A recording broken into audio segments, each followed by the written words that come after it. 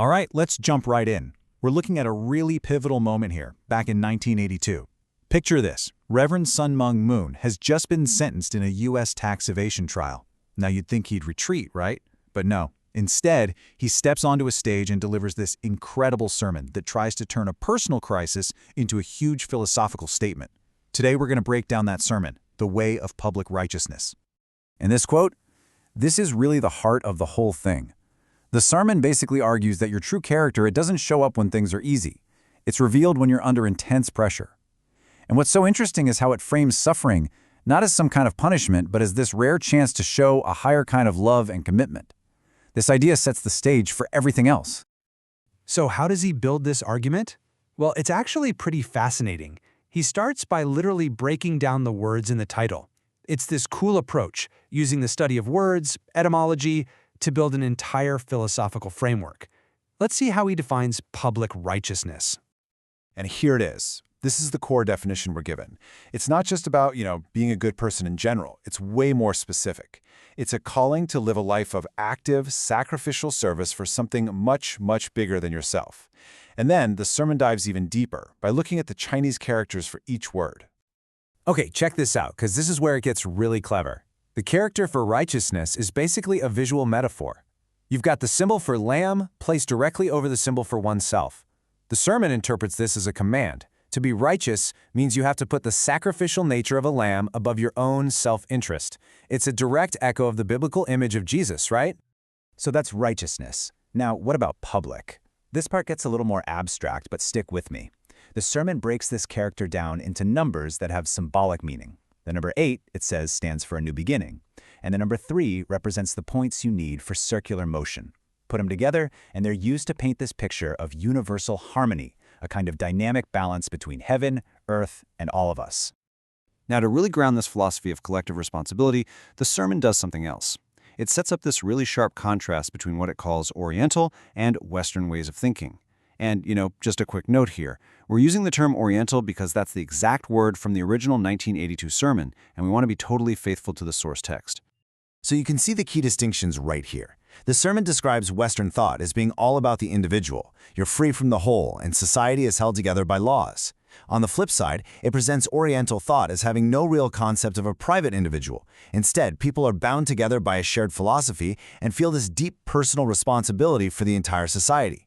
This contrast is absolutely crucial to understanding the call for a public life. Okay, so we've had some pretty abstract ideas.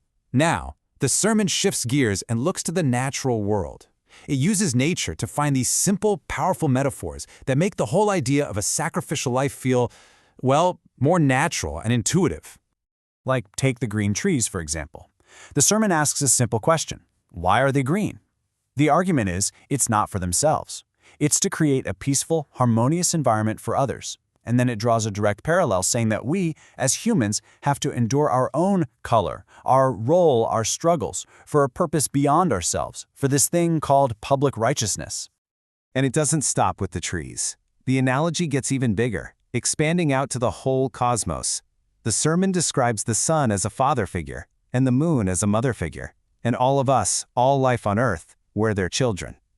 This creates a model of a universal family, where every single part plays a unique role to keep the whole thing in harmony. So what's the takeaway from all of this? The etymology, the East-West comparison, the metaphors from nature, what's it all leading to? Well, it's this. The sermon argues that this universal goal we all have, to leave behind a positive legacy, to create something better, is fundamentally tied to this one principle: sacrifice. And this is where the theory collides with reality. Because you have to remember, all of this philosophy wasn't delivered in some quiet lecture hall. It was a direct response, forged in a moment of intense personal crisis. Let's look at the actual context. I mean, look at this timeline. It is so critical.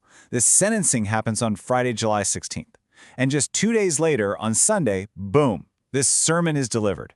This wasn't a reflection on a past event. He was interpreting an ongoing crisis in real time, right in front of his followers. And then he says this. I mean, wow, it's just electric.